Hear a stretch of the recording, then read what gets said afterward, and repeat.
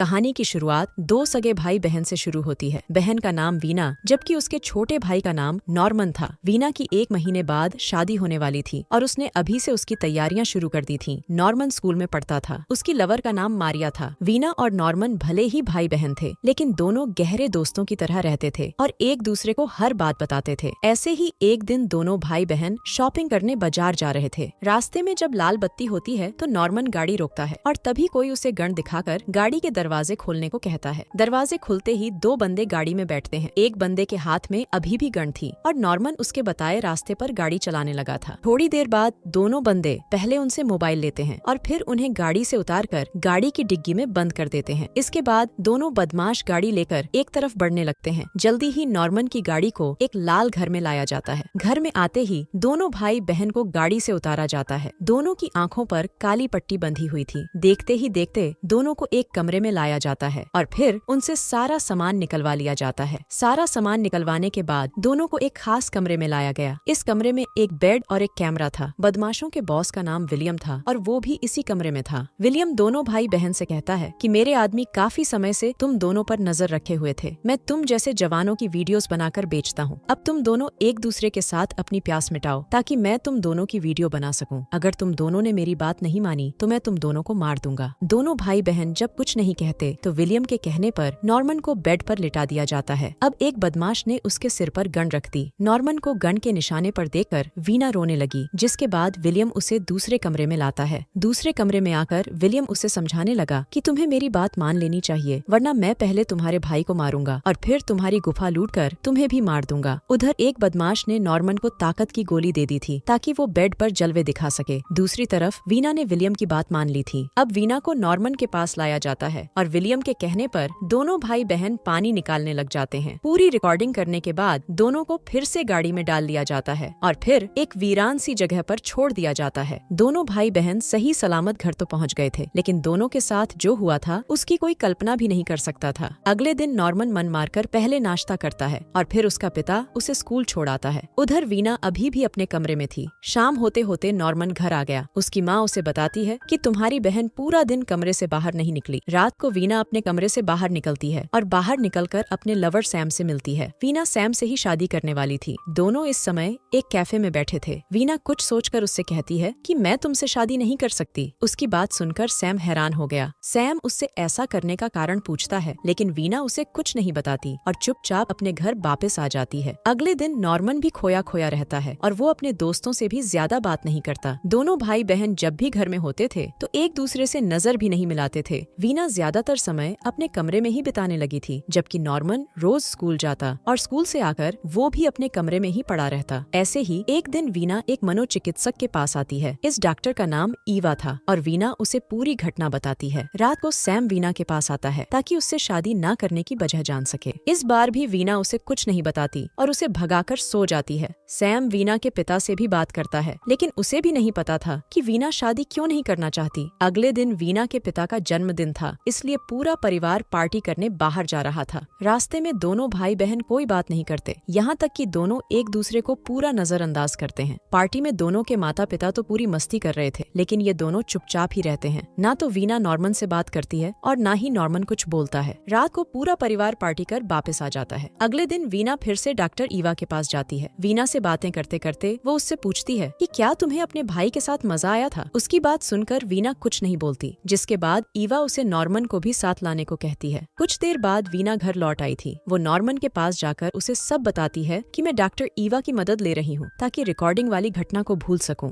ईवा तुमसे भी बात करना चाहती है ताकि वो तुम्हारी भी मदद कर सके। अगली सुबह जब नॉर्मन स्कूल जाने लगा तो वीना उसे याद करवाती है कि आज हमें डॉक्टर ईवा के पास जाना है। नॉर्मन उसकी बात का जवाब नहीं देता और चुपचाप आगे बढ़ने लगता है। वो आज स्कूल नहीं जाना चाहता था, इसलिए वो सीधा थिएटर में आकर एक मूवी देखने लगता है। वीना में धीरे धीरे सुधार हो रहा था, जबकि नॉर्मन की हालत वैसे की वैसी ही थी। कुछ दिनों बाद दोनों भाई बहन डॉक्टर ईवा के क्लिनिक में थे। ईवा इधर उधर की बातें करने के बाद नॉर्मन से पूछती है कि क्या तुम्हें वीना के साथ मजा आया था। उसकी बात सुनकर नॉर्मन बाहर चला जाता है, जिसके बाद ईवा भी बाहर आ जाती है। बाहर नॉर्मन उसे बताता है कि मुझे वीना के साथ मजा आया था। थोड़ी देर बाद दोनों भाई बहन जाने के लिए तैयार थे। ईवा ने वीना को बता दिया था कि नॉर्मन को उसके साथ मजा आया था। रास्ते में दोनों साधारण बातें ही करते हैं। ईवा से बात करने के बाद नॉर्मन की हालत में भी काफी सुधार हो गया था। जल्दी ही दोनों अपने घर पहुंच जाते हैं और फिर अपने अपने कमरे में सो जाते हैं। कुछ दिनों बाद वीना की हालत बिल्कुल ठीक हो गई, जिसके बाद वो सैम से सगाई कर लेती है। नॉर्मन उसकी सगाई से बिल्कुल भी खुश नहीं था, क्योंकि वो मन ही मन वीना को चाहने लगा था। ईवा ने वीना को ठीक किया था और उसी ने उसे शादी के लिए तैयार किया था। अगले दिन नॉर्मन ईवा से मिलने उसके क्लिनिक जाता है, लेकिन ईवा 2 दिनों के लिए बाहर गई हुई थी। वीना की सगाई के कारण नॉर्मन का दिमाग खराब हो गया था और वो मन ही मन सैम से नफरत करने लगा था। रात को वीना नॉर्मन के पास आती है। वो उससे कहती है कि मैं जानती हूँ कि तुम्हें मेरे साथ मजा आया था, लेकिन ये सब ठीक नहीं है और ना ही ये दोबारा हो सकता है। इतना कहकर वो जब जाने लगी तो नॉर्मन उससे पूछता है कि क्या तुम्हें मजा आया था। इस पर वीना कहती है कि तुम्हें ऐसी बातें नहीं करनी चाहिए, और इतना कहकर वो वहाँ से चली जाती है। देर रात को नॉर्मन वीना के कमरे में जाता है और उसकी गुफा में जबरदस्ती धमाके करता है। अगली सुबह वीना काफी परेशान थी, जबकि साला नॉर्मन आराम से सो रहा था। वीना पूरा दिन सोचती है कि वो आगे क्या करे, और काफी सोचने के बाद वो सीधा सैम के पास पहुंच जाती है। वो जल्द से जल्द सैम से शादी करना चाहती थी, ताकि अपने बाप का घर छोड़कर सैम के साथ रहने लगे। उधर नॉर्मन भी कई दिनों से गुमसुम सा रहता था, जिस कारण उसकी माँ उससे बात करने की कोशिश करती है। उसके कई बार पूछने पर भी नॉर्मन उसे कुछ नहीं बताता। सगाई के बाद वीना की शादी की तैयारी शुरू हो गई, जिस कारण नॉर्मन ज्यादा परेशान रहने लगा। 2 दिनों बाद ही वीना की शादी हो रही थी और उसकी शादी से नॉर्मन काफी उदास था। शादी में सभी लोग नाच गा रहे थे, लेकिन नॉर्मन अकेला ही घूम रहा था। इसी बीच सैम बाथरूम में आता है और नॉर्मन चाकू उठाकर उसके पीछे पीछे आ जाता है। वो साला उसे मारना चाहता था, लेकिन मारने की हिम्मत नहीं कर पाता। इसके बाद नॉर्मन एक गिलास में दारू डलवाता है। फिर वो बाथरूम में आकर अपने हाथ का इस्तेमाल करता है और दारू में अपनी लस्सी डाल देता है। इसके बाद वो सैम के पास जाकर उसे वही दारू पीने को देता है जिसमें उसने अपनी लस्सी डाली थी। सैम को कुछ नहीं पता था कि दारू में क्या है, इसलिए वो चुपचाप उसे पी लेता है। सुबह होते होते वीना की शादी पूरी हो गई, जिसके बाद वो अपने परिवार से विदा लेने लगी। नॉर्मन पहले सैम से विदा लेता है और फिर वीना को जोर से गले लगाता है। वो वीना को विदा नहीं करना चाहता था। वीना किसी तरह उसे अपने से अलग करती है और फिर सैम के साथ चली जाती है। नॉर्मन को वीना से प्यार हो गया था, लेकिन वीना सैम से शादी कर उसके साथ चली गई थी। नॉर्मन को वीना के साथ मजा आया था, ये तो उसने माना था, मगर वीना को भी उसके साथ मजा आया था, और ये बात वीना ने कभी नहीं मानी थी। वो समाज के नियम नहीं तोड़ना चाहती थी। वो भी नॉर्मन से प्यार करने लगी थी। उसने सोचा कि इससे पहले कि वो बहक जाए, वो जल्दी जल्दी सैम से शादी कर लेती है, ताकि अपने भाई से दूर चली जाए। विलियम ने जो वीडियो बनाई थी, उसका आज तक पता नहीं चला कि उसके साथ क्या हुआ। वो वीडियो ना तो बाजार में आई और ना ही इंटरनेट पर आई। वैसे ये पूरी कहानी एक सच्ची घटना पर आधारित है, जो कई सालों बाद लोगों को पता चली थी। इसी के साथ इस कहानी का यही अंत हो जाता है।